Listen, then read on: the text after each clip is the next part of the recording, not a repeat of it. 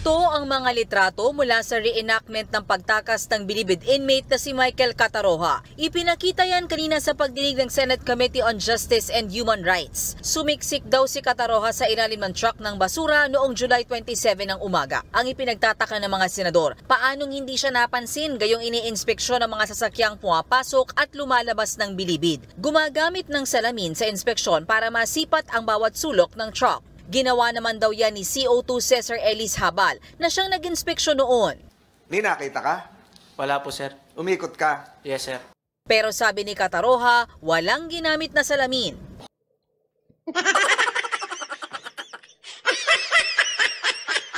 Sabi ng guard, meron daw ginamit na salamin. Nag-ikot daw siya. Wala siya nakita. Sabi naman nitong tumakas, walang ginamit na salamin. Kaya siya nakatakas. Doon pa lang, sinong paniniwalaan mo? Doon sa nakatakas o doon sa nagbantay? Alam mo, sabi ko nga, kakaiba talaga eh. Kung ayaw man nating tawaging, ayaw yung iba, ayaw kasi ng mga religyoso eh. Ayaw nila na ito galaw na lang ng Diyos talaga eh. Isipin mo sila na mismo ang nagbubuking sa sarili nila. Yung mga katarantaduhang ginawa nila ngayon, nabubuking na unti-unti. Ganong katindi, di ba? Ibinintang nila ng ibinintang kay Bantag. Tapos, yung pala, ngayon nangyayari yung mga ganyan. So ngayon, ang kapalpakan. Kapalpakan ngayon. Ngayon ang kapalpakan. Hindi ho dati. Kumilit po sa ilalim. Ako, sandali lang po. Wala po silang inamit na salamin. Si Senator Robin Padilla hindi kumbinsido sa kwento ng pagtakas ni Cataroha. Aminin mo na talaga, ano ba talaga ang nangyari? Ano ba talaga? Total, naiipit pa tong gwardiya.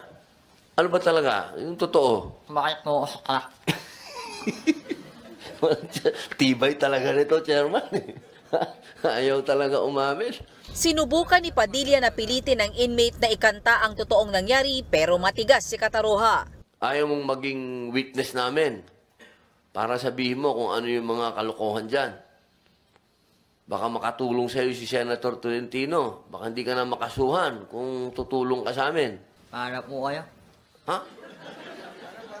Lumabas din sa pagdinig ng Senado na walang Sabi niya, bahala po kayo. Alam mo, kasi marami nagsasabi na talagang pinatakas ito at merong plano. Okay, merong tatrabauhin. Alam na ho natin ibig sabihin nun. Kasi si Robin Padilla, alam na ho ang kalakaran dyan. Whether you like it or not, alam ni Robin Padilla talaga ang kalakaran nangyayari dyan. Galing siya dyan. Diba? So alam niya ho yung nangyayari dyan.